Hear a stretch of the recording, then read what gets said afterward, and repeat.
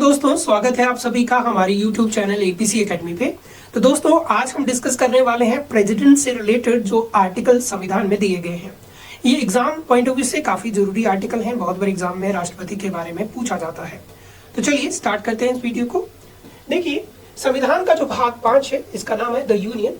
इस भाग का जो पहला चैप्टर है वो है यूनियन एग्जीक्यूटिव, यानी संघ की कार्यपालिका।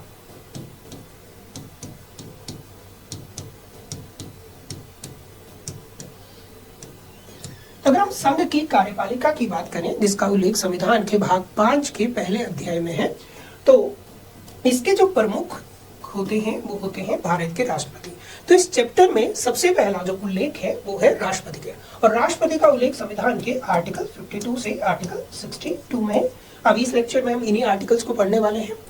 अगर हम कार्यपालिका के इस पदाधिकारियों के ऑर्डर की बात करें तो इनके दूसरे क्रम में आते हैं उपराष्ट्रपति, वाइस प्रेसिडेंट। देन थर्ड पे आते हैं प्राइम मिनिस्टर ऑफ इंडिया, ठीक है। फिर आते हैं काउंसिल ऑफ मिनिस्टर। तो देखिए, एक केंद्रीय मंत्री परिषद होती है और इसी मंत्री परिषद के जो अध्यक्ष होते हैं वो होते हैं प्राइम मिनिस्टर, ठीक है। और इसके सदस्यों को कहा जाता है मंत्री, यानी मिनिस्टर। प्रेसिडेंट जो है इसी काउंसिल ऑफ मिनिस्टर्स की रिकमेंडेशन से अपनी शक्तियों का उपयोग करती है, ठीक है। तो अभी आगे आप पढ़ेंगे president is head of the Indian state, but ये क्या है, फॉर्मल और नॉमिनल हेड है। इन्हें फॉर्मल या नॉमिनल हेड कहा जाता है, इन्हें रियल हेड नहीं कहा जाता है। उसका कारण ये है कि राष्ट्रपति जो है वो, उनके पास जो भी शक्तियां हैं वो उनका इस्तेमाल जो है वो इस काउंसिल ऑफ मिनिस्टर्स की रिकमेंडेशन से कर सकते हैं, ठीक है। तो नेक्स्ट है the attorney general of India, जो इंडिया के फर्स्ट लॉ ऑफिसर भी होते हैं। ये केंद्रीय सरकार को कानूनी सलाह भी प्रोवाइड करते हैं। तो अगर हम बात करें यूनियन एग्जीक्यूटिव की, तो यूनियन एग्जीक्यूटिव में कौन कौन शामिल होते हैं, president, vice president, prime minister, council of minister and attorney general of India. तो आज के लेक्चर में प्रेसिडेंट के बारे में पढ़ने जा रहे हैं कि प्रेसिडेंट के बारे में संविधान में कौन कौन से आर्टिकल हैं और उनमें क्या क्या उनके बारे में बताया गया है, क्या क्या प्रावधान से संबंधित है। तो चलिए पहले बात करते हैं आर्टिकल 52 की। तो आर्टिकल 52 कहता है कि भारत के एक राष्ट्रपति होंगे, there shall be a president of India. तो ये इस पोस्ट को क्रिएट करता है, प्रेसिडेंट की पोस्ट को क्रिएट करता है। यहाँ पे एक बात याद रखें, post of president and vice president हमने अमेरिका के संविधान से ग्रहण करी है, यानी ये पोस्ट इंस्पायर है अमेरिका के संविधान से। प्रेसिडेंसी हमने अमेरिका के संविधान से अडॉप्ट करी है।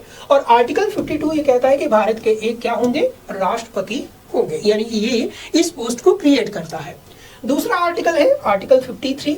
Article 53 executive power of union की बात करता है, संघ की शक्तियों के बारे में बताता है। तो आर्टिकल 53 के तहत संघ की कार्यपालिका की जो शक्तियां हैं,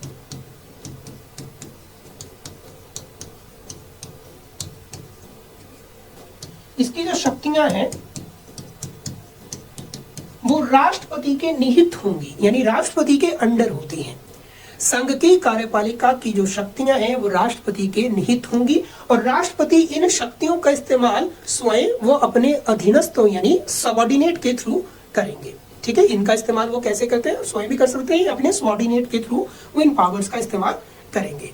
राष्ट्रपति अपनी अधिकांश शक्तियों का इस्तेमाल सबऑर्डिनेट के थ्रू ही करते हैं, ठीक है। तो आप याद रखेंगे आर्टिकल 53 ये कहता है कि जो संघ की शक्तियां हैं वो किसके निहित होती हैं। तो आर्टिकल 53 के तहत संघ की कार्यपालिका की शक्तियां प्रेसिडेंट के अंडर रहती हैं और प्रेसिडेंट जो है इन शक्तियों का उपयोग अपने या अपने सबऑर्डिनेट के थ्रू करते हैं, यूज करते हैं।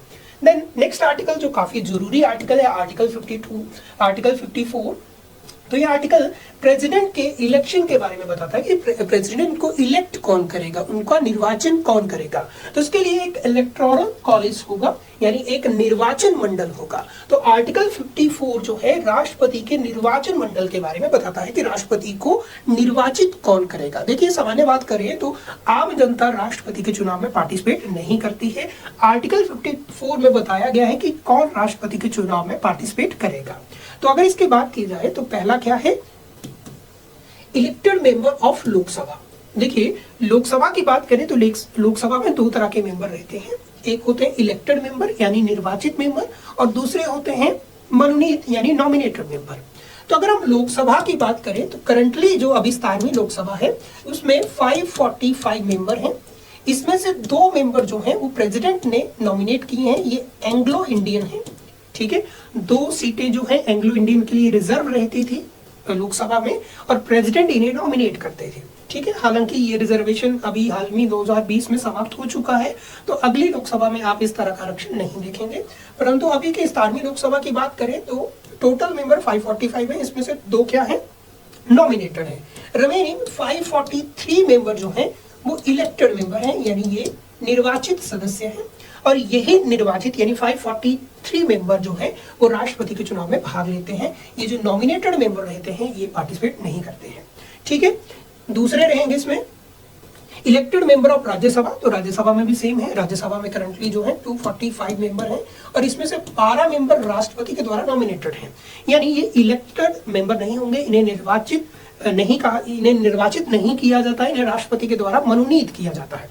रिमेनिंग 233 मेंबर जो हैं वो राज्यसभा के इलेक्टेड मेंबर होते हैं और यही मेंबर राष्ट्रपति के चुनाव में भी भाग ले पाते हैं। इसी तरह से elected member of state assemblies, देखिए राज्य की जो विधानसभा है उनके सदस्य, ठीक है, इन्हें कहा जाता है member of legislative assembly, MLAs.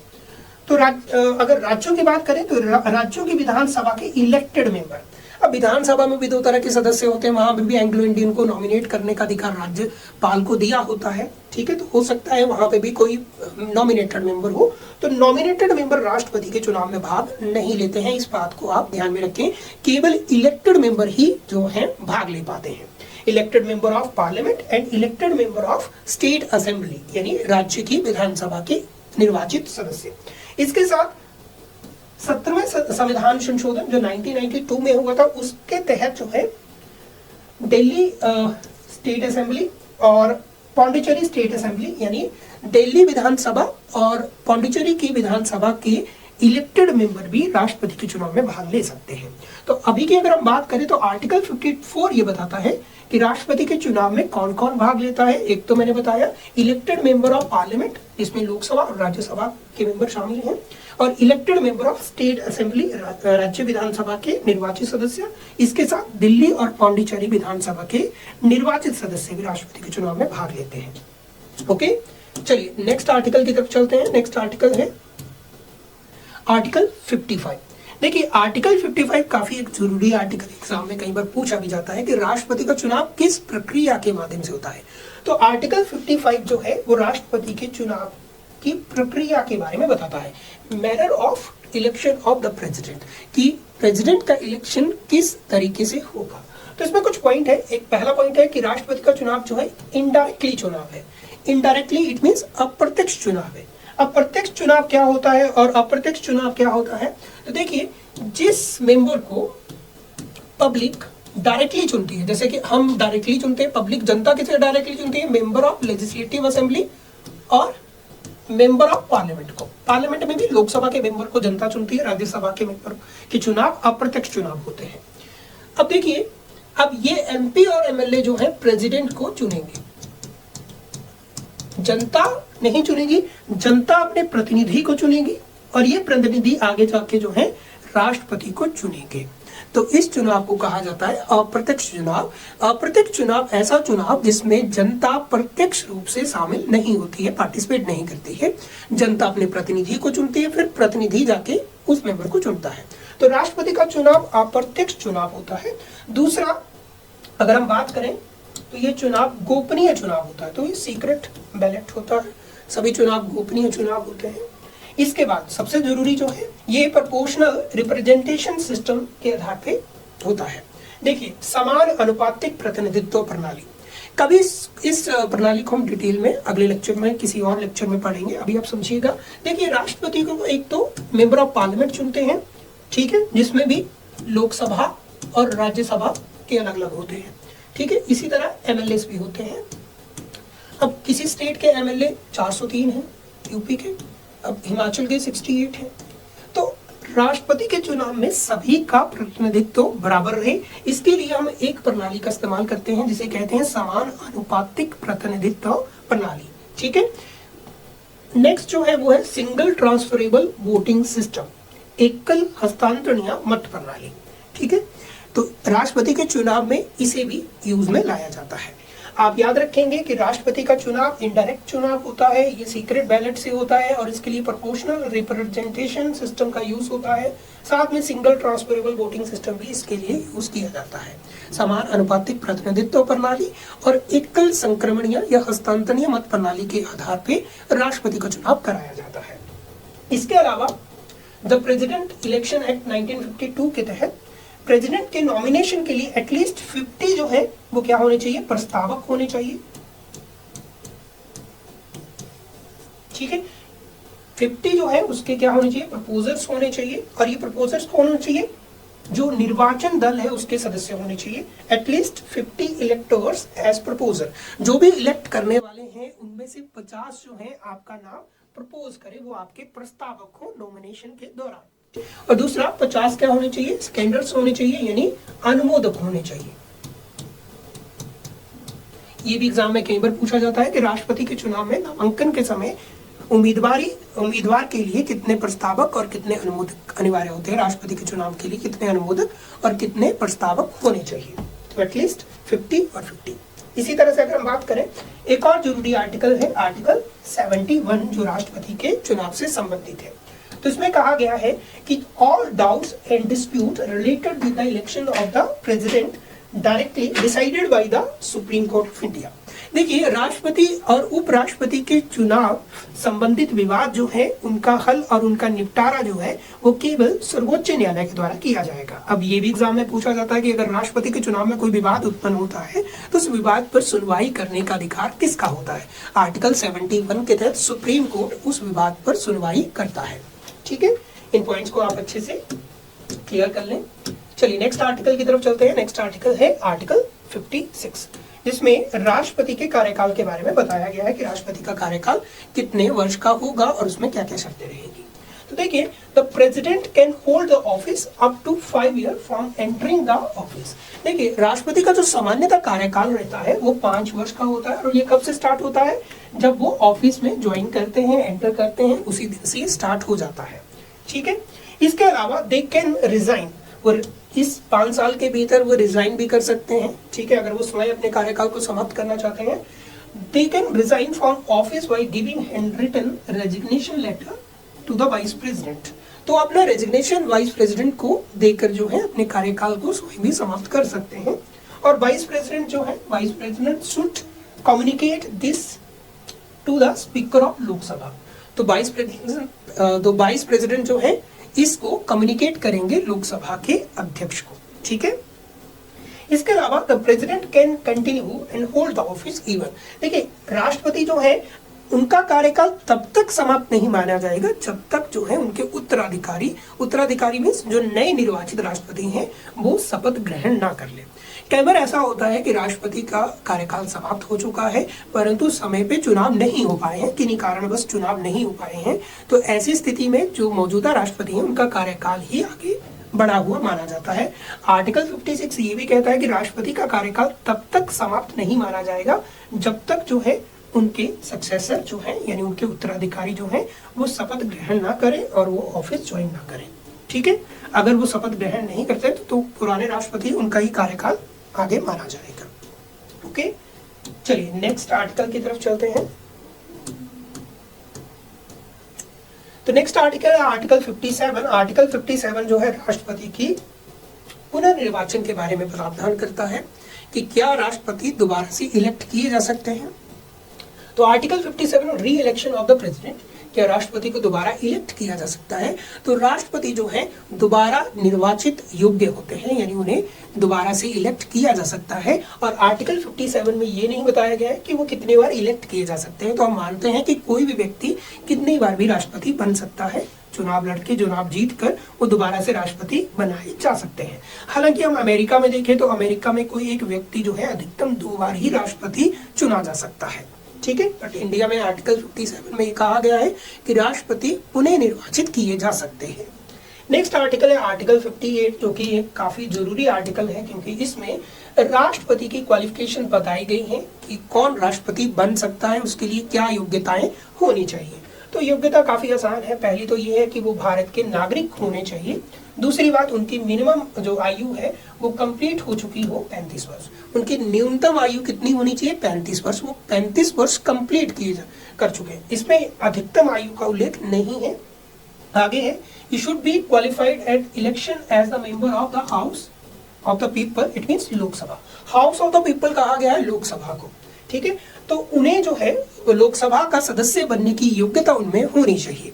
तो ये लिखा गया है कि वो लोकसभा का मेंबर बनने की जो क्वालिफिकेशंस है उन्हें वो क्वालिफाइड करते हो, ठीक है। इसके अलावा he should be not hold any office of profit under the union, state and government of India and public authority.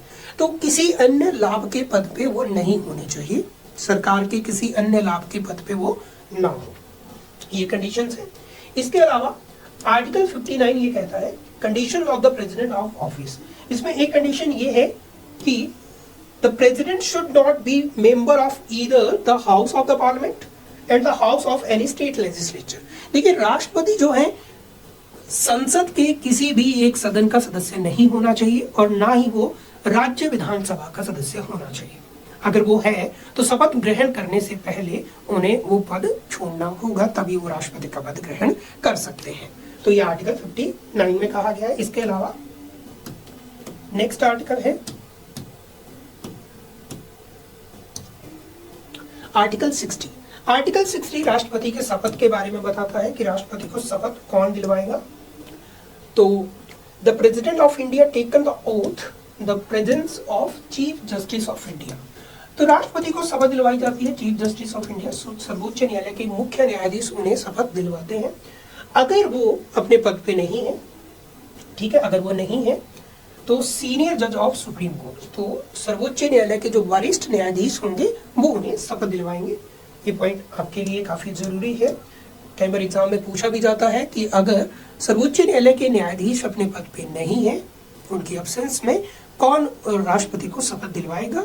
तो सर्वोच्च न्यायालय के जो वरिष्ठ न्यायाधीश होंगे वो उन्हें ऐसी स्थिति में शपथ दिलवाएंगे। चलिए, नेक्स्ट आर्टिकल है इम्पीचमेंट ऑफ प्रेसिडेंट। देखिए, अभी हमने कार्यकाल को पढ़ा था और सामान्यतः राष्ट्रपति का कार्यकाल 5 वर्ष का ही होता है और 5 वर्ष के दौरान वो चाहे तो स्वयं भी उस पद को त्याग सकते हैं। दूसरा, उन्हें उनके पद से भी हटाया जा सकता है और उन्हें हटाने की जो प्रक्रिया है जिसे महाभियोग कहा जाता है उसका उल्लेख आर्टिकल 61 में किया गया है। इम्पीचमेंट ऑफ प्रेसिडेंट, तो procedure of impeach the president, वो आर्टिकल 61 में है।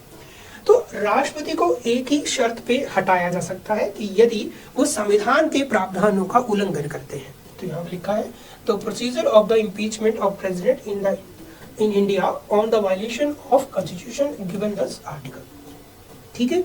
तो यदि राष्ट्रपति जो है वो संविधान के प्रावधानों का उल्लंघन करते हैं तो इस आधार पर उन्हें हटाया जा सकता है। तो आर्टिकल 61 के तहत उन्हें हटाने में सक्षम कौन है? तो संसद जो है एक विशेष प्रस्ताव को पारित करके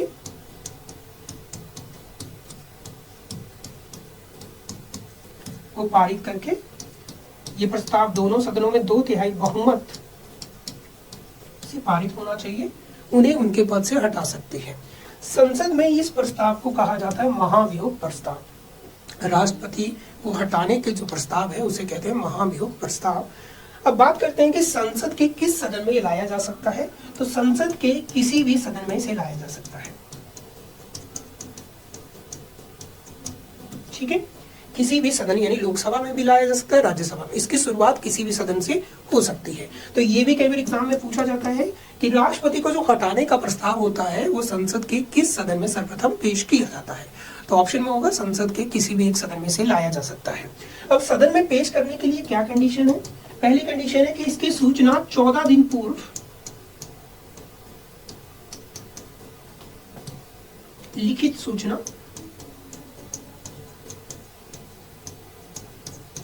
राष्ट्रपति को मिलनी चाहिए। तो 14 दिन पहले राष्ट्रपति को इसकी सूचना लिखित में मिलनी चाहिए, तभी एक्सेप्ट किया जाएगा। दूसरा, सदन में पेश करने के लिए सदन के कुल सदस्यों का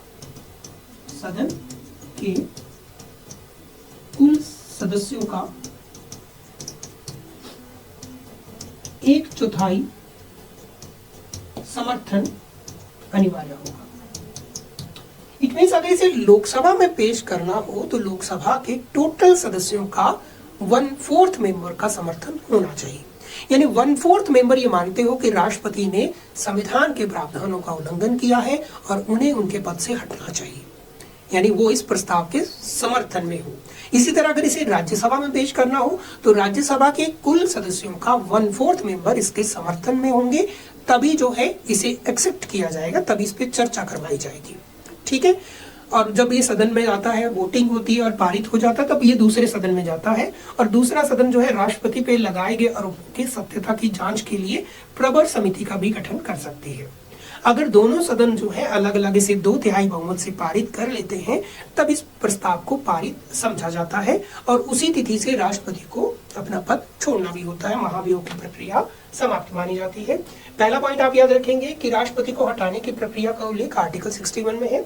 दूसरा, उन्हें संविधान के प्रावधानों के उल्लंघन के आधार पर ही हटाया जा सकता है। तीसरा, कि उन्हें हटाने में सक्षम कौन है? संसद है। संसद जो है एक विशेष प्रस्ताव को दोनों सदनों में 2/3 बहुमत से पारित करने के पश्चात उन्हें उनके पद से हटा सकती है। अब संसद के किस सदन में से लाया जाता है? तो संसद के किसी भी सदन से इसकी शुरुआत हो सकती है। इस प्रस्ताव को किसी भी सदन में पेश किया जा सकता है।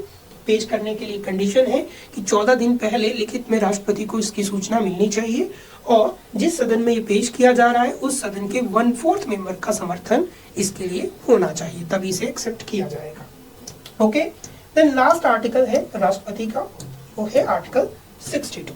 तो आर्टिकल 62 जो है इलेक्शन होल्डिंग टाइम के बारे में बताता है कि अगर राष्ट्रपति की सीट वेकेंट हो जाती है किसी कारण, चाहे उनकी मृत्यु हो जाती है या उन्हें उनके पद से हटा दिया जाता है, तो कितने समय के भीतर जो है इलेक्शन करवाना जरूरी होगा। ठीक, तो इसके बारे में बताया गया है।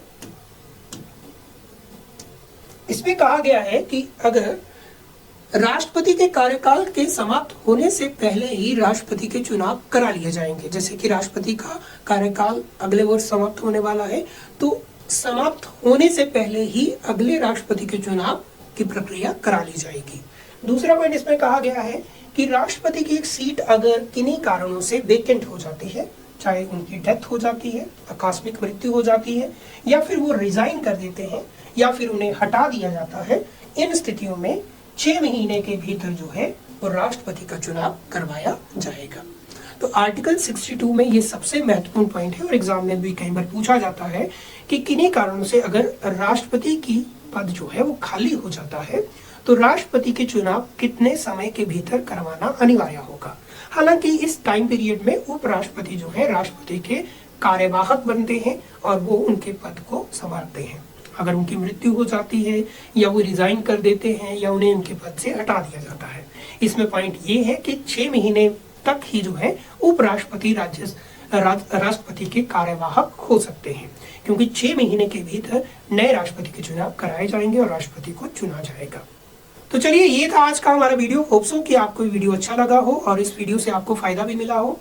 ठीक है, अगर आपको ये वीडियो अच्छा लगा हो तो इसे लाइक और शेयर जरूर करें और हमारे चैनल को सब्सक्राइब करें। धन्यवाद।